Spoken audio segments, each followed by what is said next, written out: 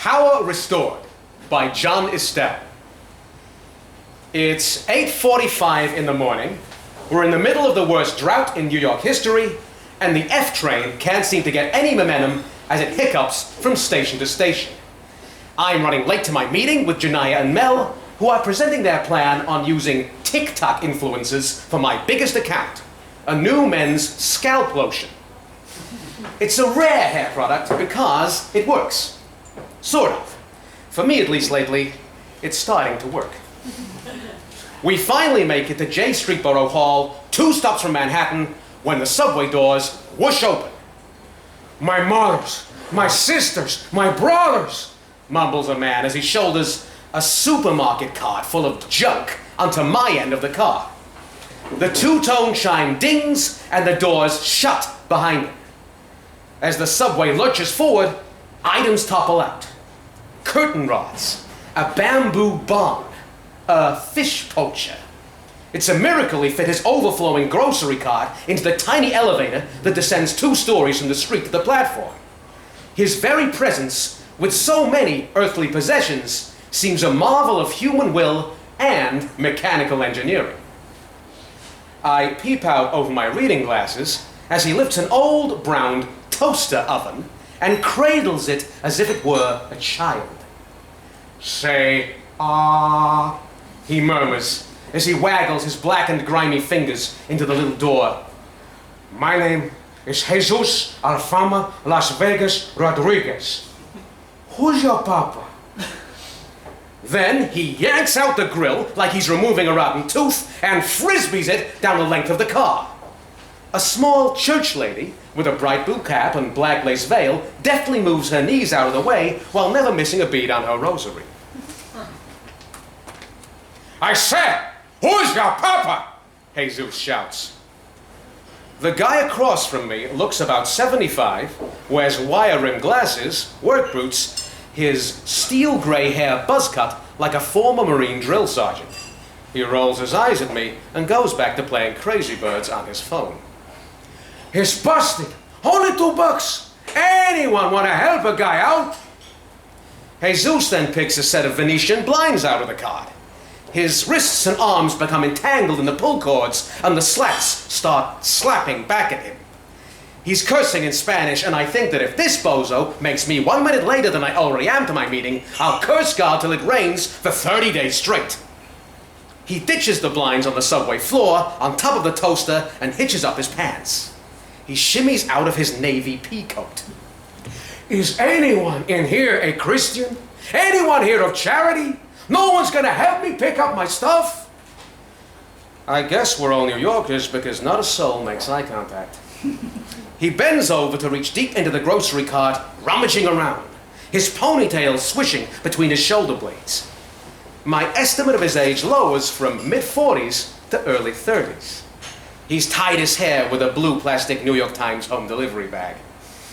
His shirt, made from that waffled fabric used for winter underwear, is stained with a brown that you guess began as one bodily fluid or another.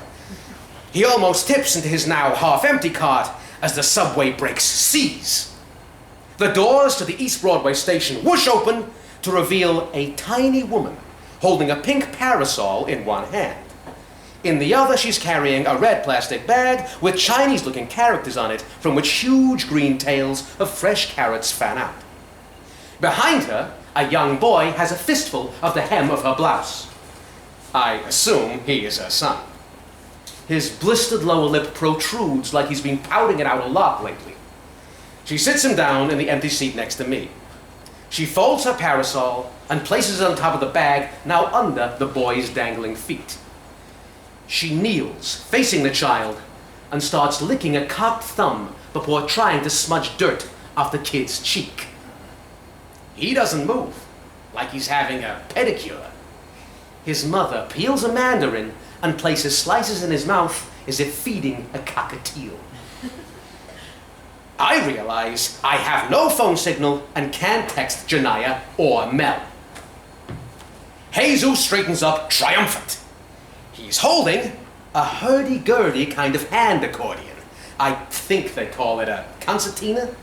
He pushes and pulls at it, but no noise issues forth. The boy finally notices him, and his eyes widen. "Would you like to play?" Jesus asks. The mom turns her back to her son as if defending him from a wild lion. "Here!" Jesus offers the accordion. The boy struggles to get up from behind his mother, but she won't let him budge from his seat. Something's gotta give, so I stand. "Let me," I ask Jesus, nodding to the kid. He lets the accordion fall into my hands. I sit back down and turn to the boy, who grabs it so fast, his mother can't stop the object from entering their orbit. Within seconds, the child is playing Mac the Knife, or what could pass for the first few bars. He repeats this riff over and over, and now everyone's amazed and staring as Jesus yanks a black doctor's bag from his mound of possessions, extracts a Miami blue boa, and starts a slow jig around his cart. That's when the electricity cuts out. The car darkens. The motors hiss. The train stops humming. The subway car wheezes into a sea of quiet, except for the boy's hurdy-gurdy and the slip-slap of Jesus' soft shoe routine. He's partnering a standing lamp around his grocery cart. Yellow emergency lights pop on at either end of the car. It's the same aura as you'd find in some scuzzy hookah bar or the wrong kind of nightclub. The conductor announces there'll be a short delay, and a chorus of snorts, harumphs, and groans sing back up to my silent primal scream. I turn back to the crossword. I don't see Jesus pull out the American Girl doll, or the bocce set, or the air rifle with a cork on a string in the muzzle. I only look up when the church lady, in the most pleasant Sunday school voice, says, "Wouldn't you like to put that gun down, my son?" Retired Marine Mike, as I've named him, says, "Don't worry, lady, it's just a pop gun." Jesus skates down the aisle in his sandals to the woman. He gets on one knee, bends his head, and offers the toy rifle across the palms of his hands like he's yielding a sword to King Arthur. She pats him on the head, lifts the pop gun, and aims her right eye down the barrel, roving the car as if searching for a target. She's aiming at me. She pulls the trigger just as I turn back to my puzzle, shocked and embarrassed I was caught staring, but chagrined that she'd made me the object of her dead-eye shot. What have I done to deserve this? I'm just trying to get in a day's work. The Reverend Al Carmine's 1970s anthem, "Praise the Lord," gurgles into my brain, and I start singing it softly to myself. The conductor comes into the car and checks if everything is okay. He is a slender man with a mustache thicker than a John Waters, but thinner than a Will Smith. He's wearing an unbuttoned MTA sweater vest. "Power's down, there's a blackout, we might be here a while. I'm just going car to car to check on folks." He eyes Jesus standing amid his junk pile. "Huh, nice boa," he says, before swiveling back to us.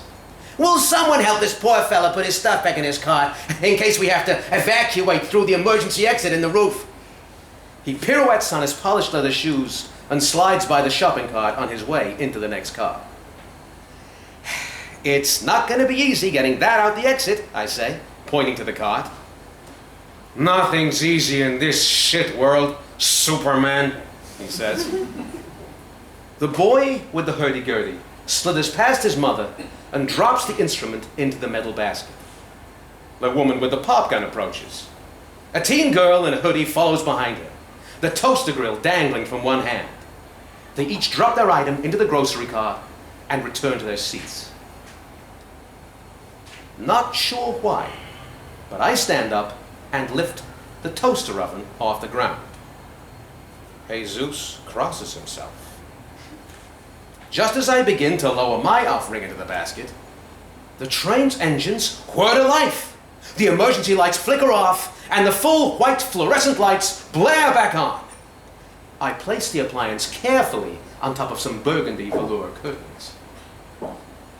My morning meeting has definitely started. I touch my hairline without thinking. as if assuring myself the hair lotion has indeed done at least one job right in its short product life. The door at the end of the car opens. The conductor steps in, grinning and shaking his head.